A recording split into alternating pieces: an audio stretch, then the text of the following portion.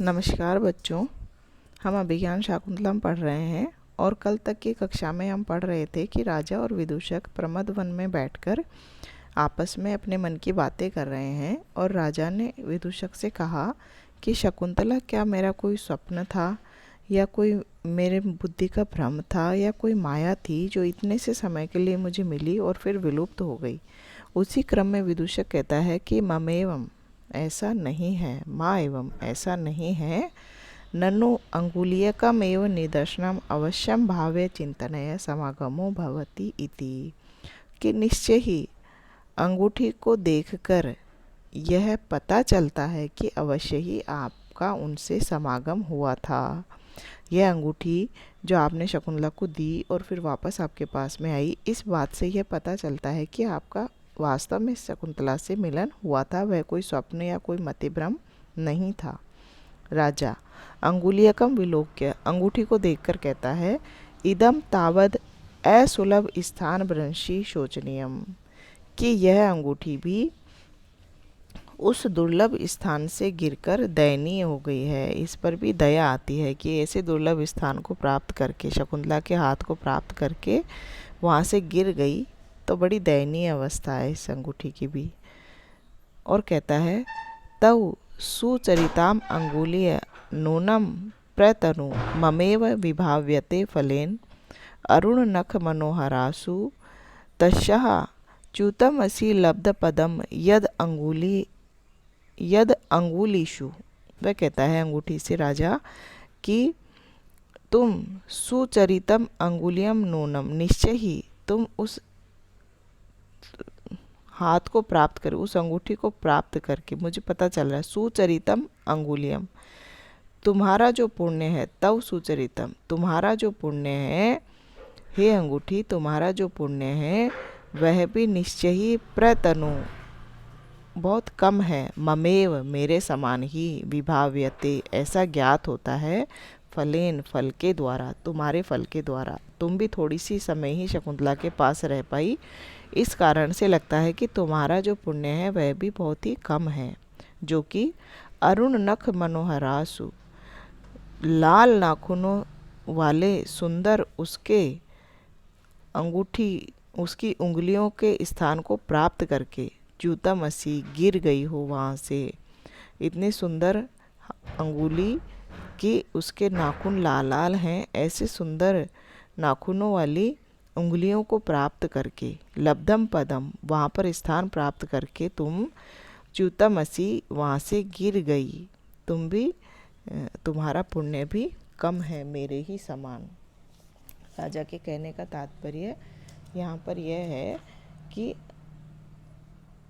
जैसे उसने पहले पूर्व में कहा था कि मेरे कम पुण्यों का फल शकुंतला, मेरे थोड़े से ही पुण्यों का फल है जो कि मुझे मिली और विलुप्त हो गई, वैसे ही अंगूठी का फल भी अल्पकाल का ही है, जो कि मनोहर उंगलियों से वाले उस शकुंतला के दुर्लभ हाथ से गिर गई।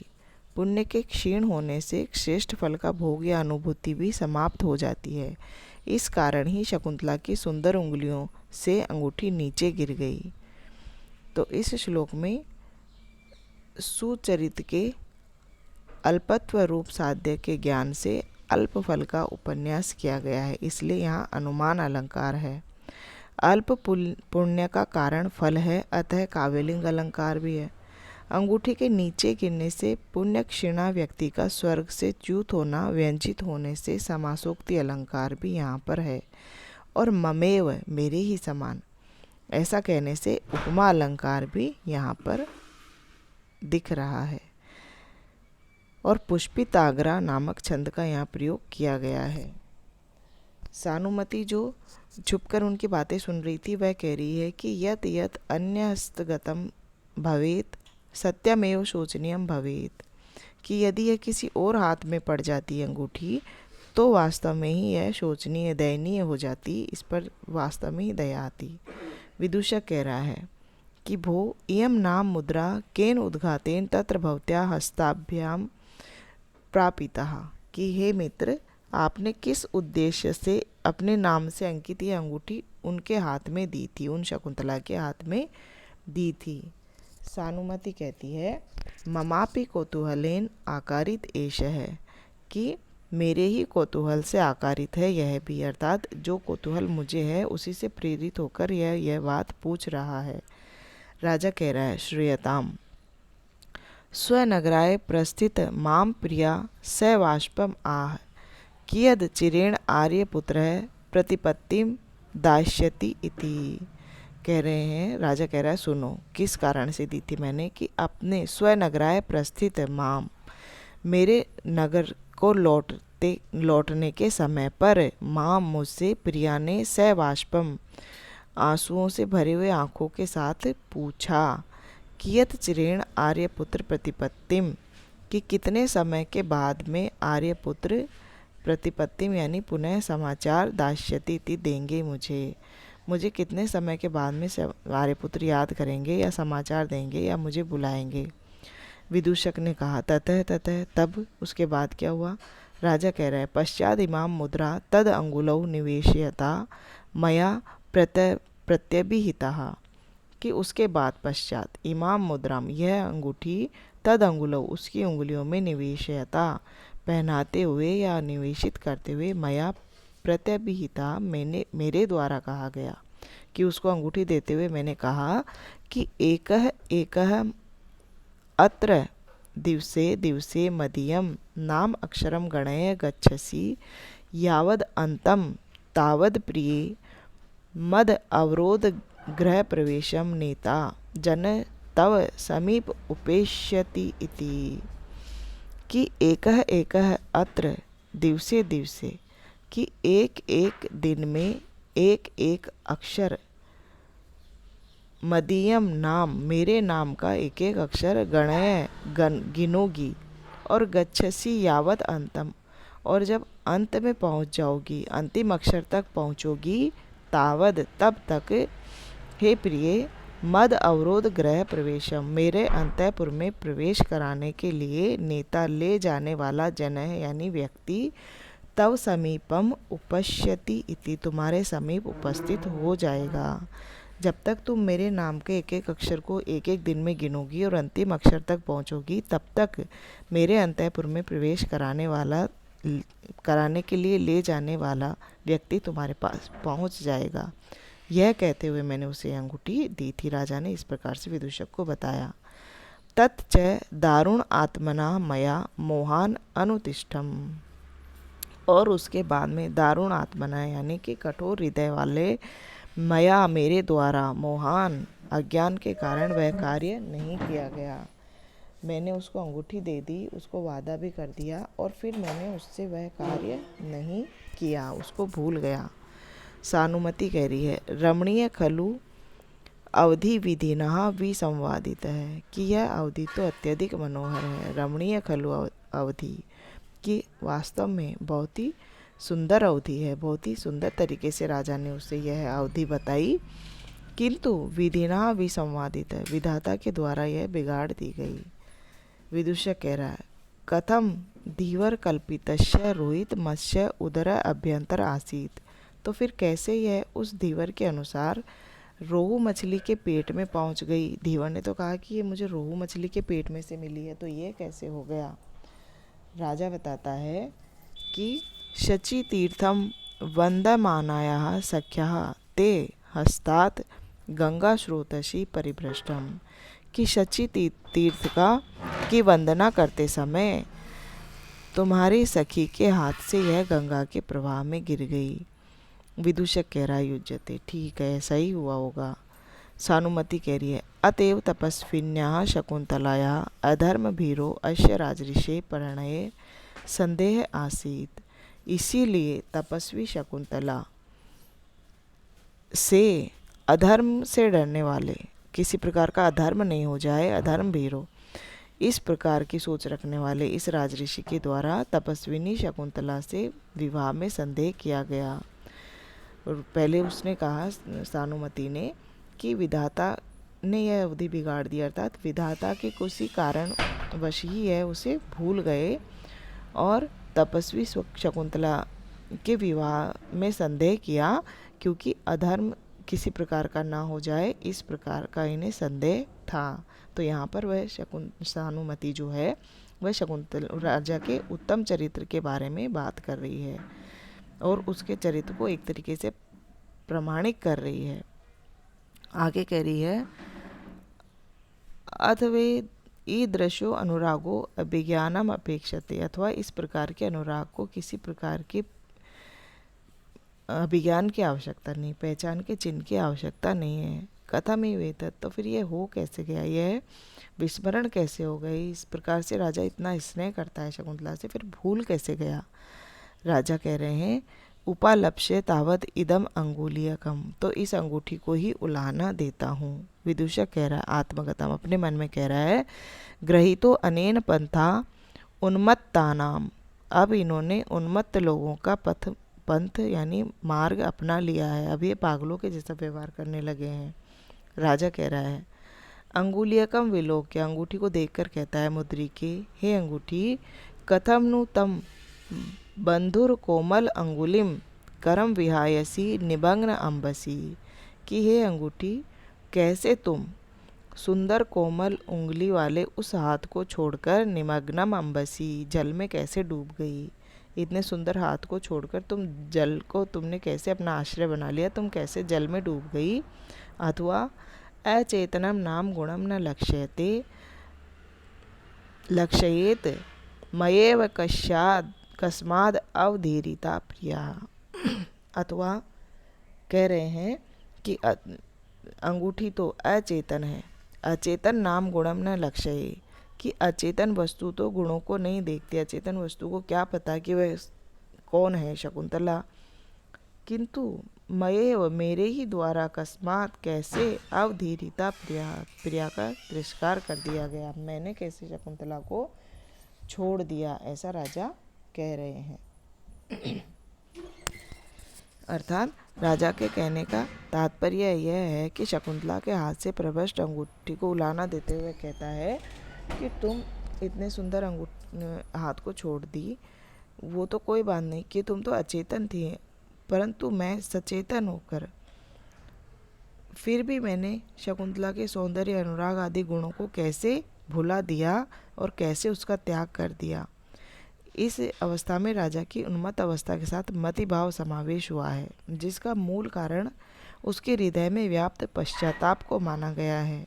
राजा ने अचेतन अंगूठी की अपेक्षा स्वयं को अधर्म चरित्र वाला स्वीकार किया है। यहाँ पर तो यहाँ इस श्लोक में तृतीय चरण में सामान्य से विशेष का समर्थन होने से अर्थांतर न्यास अलंकार तथा चतुर्थ चरण में अंगूठी की अपेक्षा अपना अधिक अधर्मत्व स्वीकार करने से व्यतिरेक अलंकार ध्वनित हो रहा है।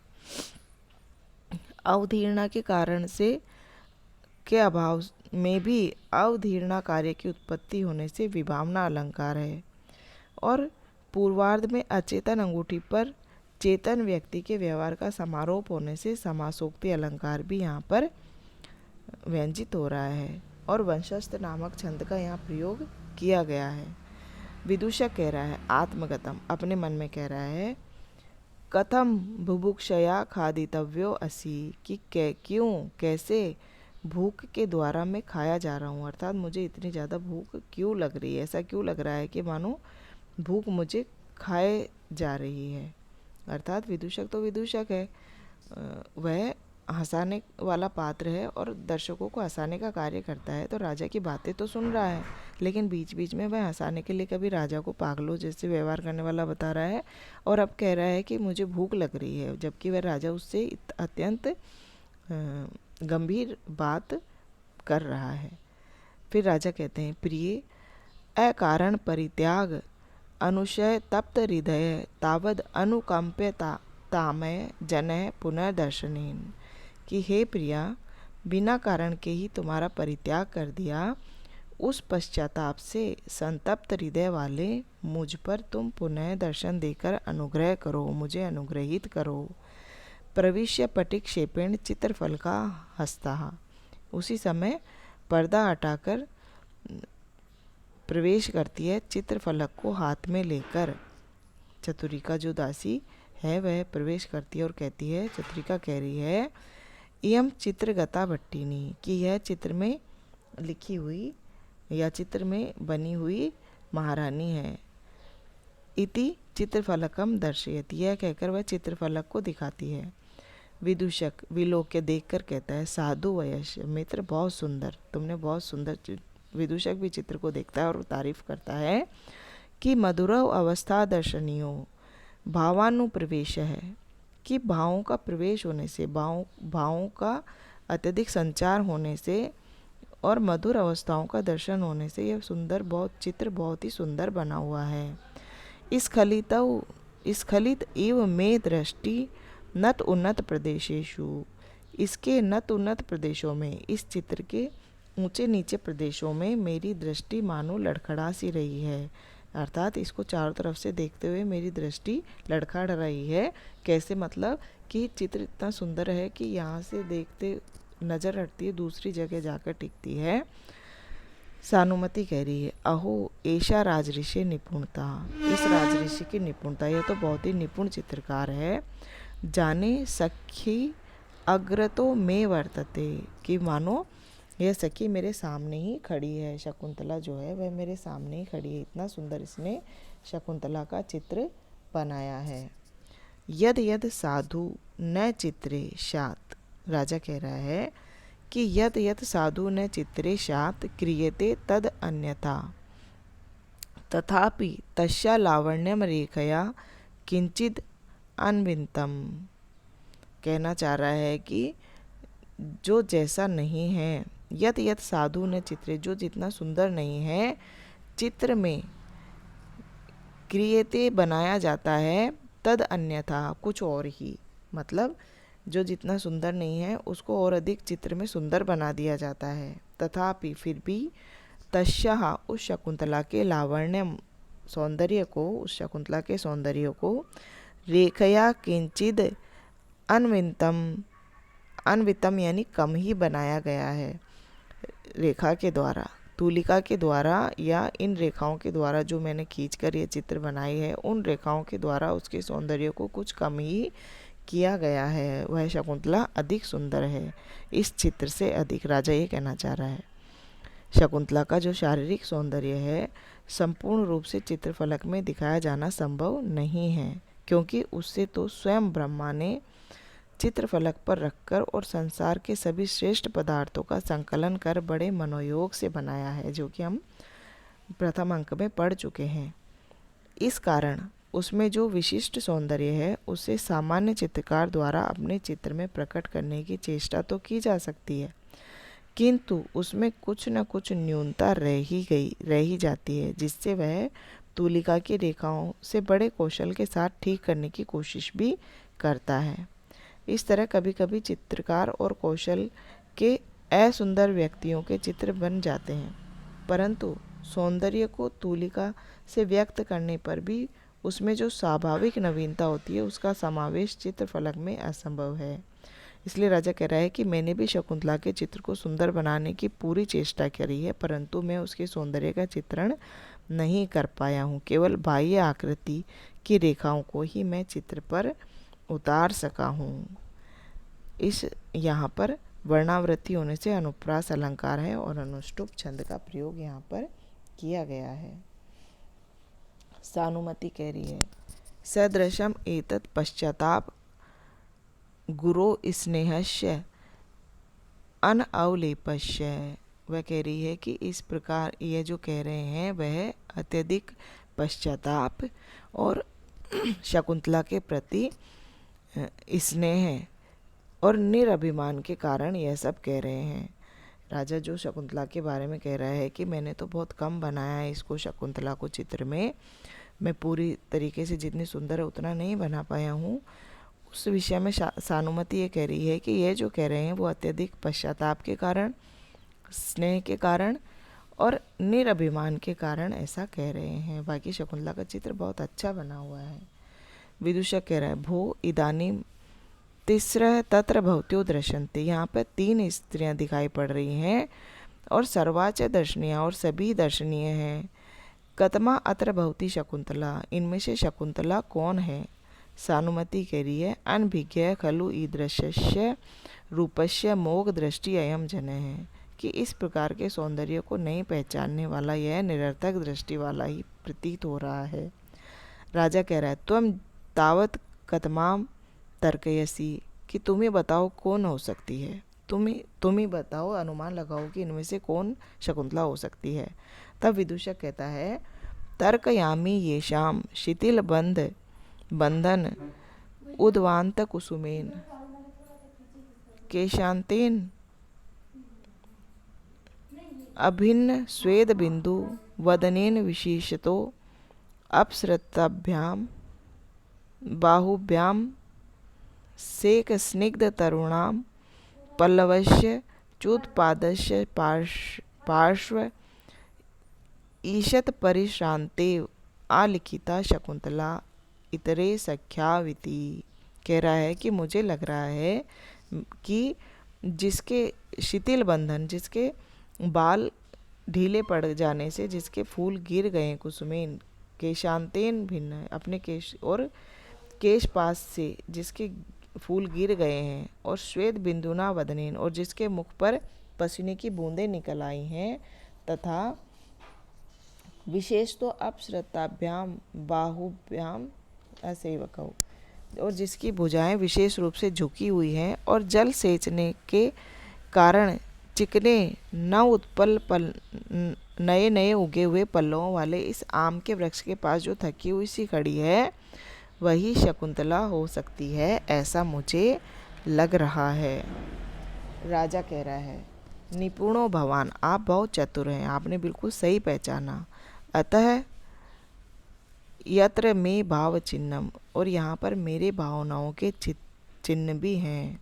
वह कह रहा है कि आप बहुत निपुण हैं, आपने शकुंतला को तो सही पहचान लिया, और आप ये भी देखो कि इस चित्रफलक पर मेरे भावों के भी चिन्ह हैं। कैसे भावों के, वह बता रहा है कि स्विन अंगुली विनिवेशो रेखा प्रांतेषु दृश्यते मलिन है, कि रेखाओं के प्रांत भाग में, रेखाओं के चारों तरफ, चित्र की रेखाओं के किनारों पर श्वेत युक्त, पसीने से युक्त उंगलियों के कुछ कुछ निशान हैं, मलिन से दिखाई पड़ रहे हैं, जो कि और रंग के फैल जाने से कपोल पर गिरा हुआ यह अश्रु बिंदु भी दिखाई पड़ रहा है।